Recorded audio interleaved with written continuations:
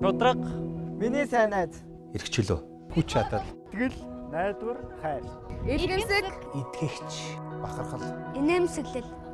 Баталгаатай найдвартай. Хамгаалагч. Үннийг заавч. Өөр гэрэл. Та Есүс Монголд Хайртай. Есүс Монголд хайртай. Есүс Монголд хайртай. Есүс Монголд хайртай. Есүс Монголд хайртай.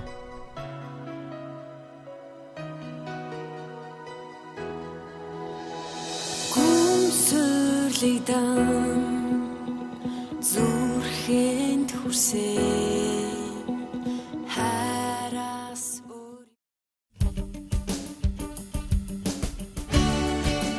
Гэрэлт амьд яриа.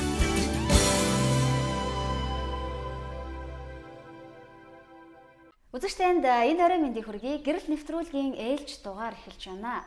Тэгээд бид нар гэрэлт харанхуйд байгаа зүйлийг гэрэлт гаргаж ирэхийн тулд бид нар маш олон сэдвээр ярилцаж байгаа шүү дээ. Тийм. Тэгээ өнөөдрийн ярилцах сэдв маань сонирхолтой надад санагдаад байгаа л да. Зочин маань бас ирсэн байна. Тэгэхээр хамтдаа ярилцахаар бид хоёр зөвшөөрсөн маш их баярлалаа. Тийм.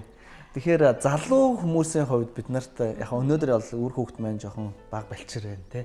Бидний хувьд ингээл амьдрал маань их ингээл буцалж байгаа юм шиг санагддаг байхгүй ажил төрөл оргил үе дээр ингээ явж байгаа юм шиг цаг завгүй нар саргүй ажиллаж байна. Тэгээ хүүхдүүд маань баг байна. Дандаа ийм жоохон байх юм шиг сэтгэл үргэлж байдаг тий.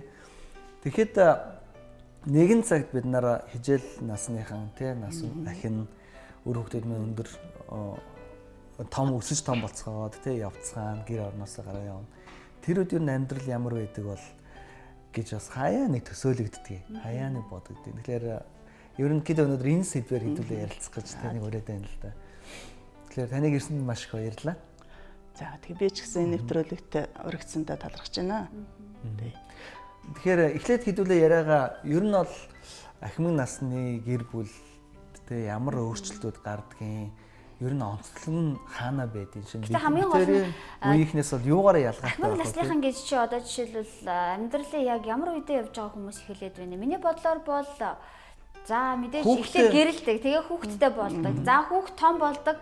Тусдаа гарах үеийг үзэж байгаа гэр бүл бол тэр гэр бүлийг л гэж ойлгож байна. Хүүхдээ өсгөх цаг үе үүргээ гүцэтсэн.